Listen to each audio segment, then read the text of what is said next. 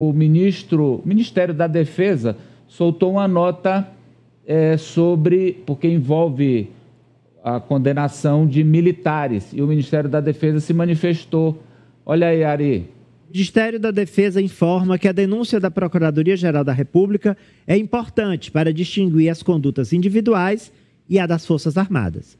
A avaliação do ministro José Múcio Monteiro é de que a apresentação da denúncia é mais um passo para se buscar a responsabilização correta, livrando as instituições militares de suspeições equivocadas. Ari, seria aquela história de separar o que é CPF de CNPJ?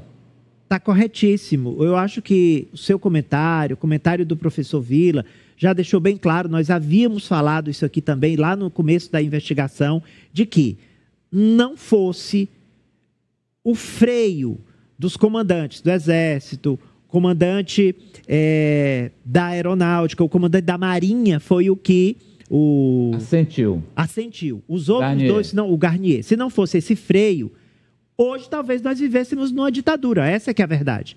Apesar deles serem atabalhoados, com as tropas nas mãos, eles poderiam ter conseguido seu intento. Professor Vila, então, uma coisa é o que faz um militar reformado, outra coisa é a ação das forças.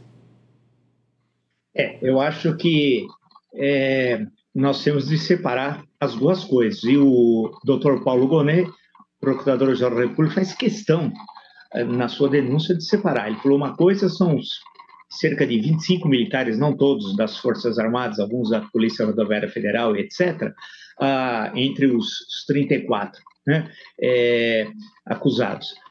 Então, ele separou a instituição, especialmente Exército, dos denunciados. Então, isso é muito importante.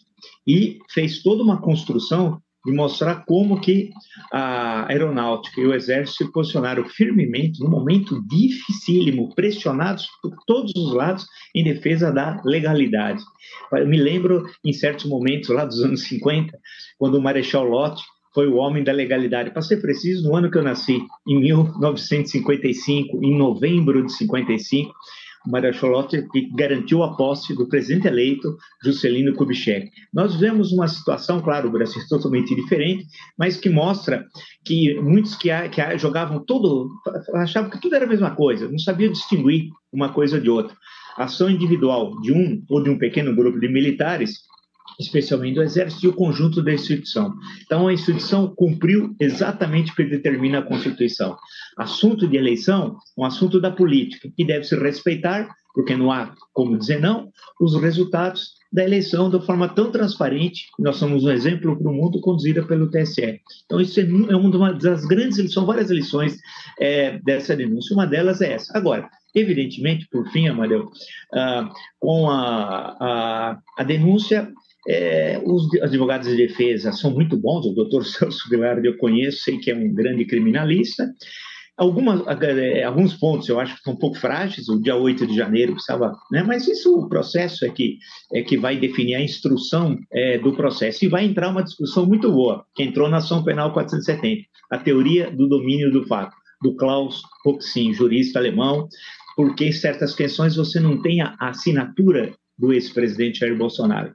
Mas, assim como em outros momentos da história, o Roxin fala, não tem assinatura, mas por dedução, e aí você vai deduzindo, aquele fato teve um inspirador. Agora, precisamos sempre respeitar a lei e a Constituição. Ninguém, a princípio, quem é réu não está condenado, só registrar isso. Esse domínio do fato que, por exemplo, Zé Disseu foi enquadrado nessa teoria durante o julgamento do Mensalão, só para contextualizar. Raniele Veloso, e a repercussão, o presidente Lula falou, Raniele? Falou agora há pouco, ele recebeu o primeiro-ministro de Portugal e em coletiva à imprensa foi questionado sobre essa denúncia. Ele disse que não poderia comentar muito, mas afirmou que eles, se conseguirem provar a inocência e que não tentaram matar ele, o vice-presidente e o ministro Moraes, eles serão soltos. Vamos ver. Não vou comentar um processo que está na justiça. A única coisa que eu posso dizer é que nesse país no tempo em que eu governo o Brasil, todas as pessoas têm direito à presunção de inocência. Se eles provarem que não tentaram dar golpe, e se eles provarem que não tentaram matar o presidente, o vice-presidente e o presidente do Superior Tribunal Eleitoral, eles ficarão livres e serão cidadãos que poderão transitar pelo Brasil inteiro. Ora, se na hora que o juiz for julgar, chegar à conclusão que eles são culpados, eles terão que pagar pelo erro que cometeram. Portanto, é apenas um indiciamento. O processo agora vai para a Suprema Corte e eles terão todo o direito de se defender. É só isso. Não posso comentar mais nada do que isso.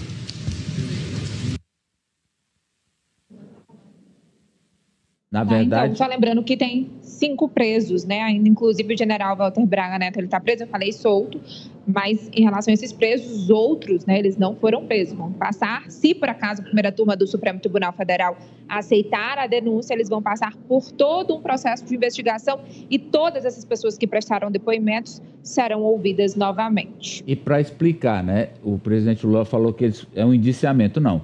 Indiciados eles foram pela polícia, agora são denunciados pela PGR e se tornarão réus se a justiça receber a denúncia, professor.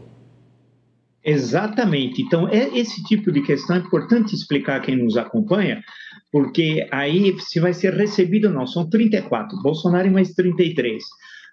Cada um vai ser analisado individualmente. É a primeira turma, pelos 5 ministros. Aí pode ser que seja 4-1 em relação ao Paulo, a Maria, o José, não importa daqueles.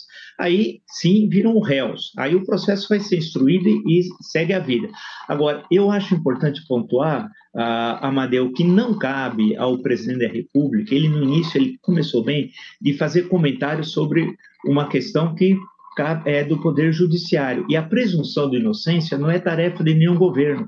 A presunção de inocência, primeiro, e menos importante, é do Poder Judiciário. E a presunção de inocência, mais importante, é da Constituição. Independe se sou eu, você, o Ari, quem seja o presidente da República. Isso é tarefa do Judiciário e, principalmente, da lei que sequer tem número, porque ela é a maior de todas, a Constituição.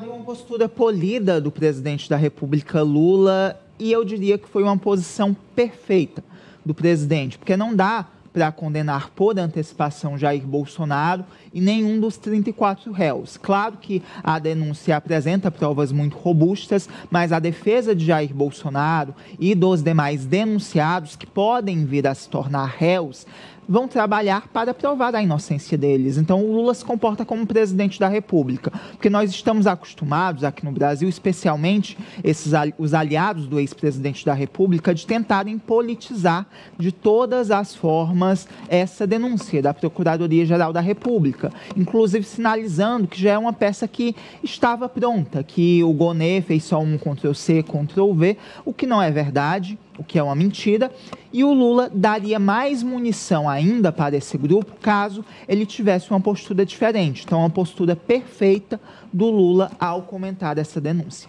Olha, hoje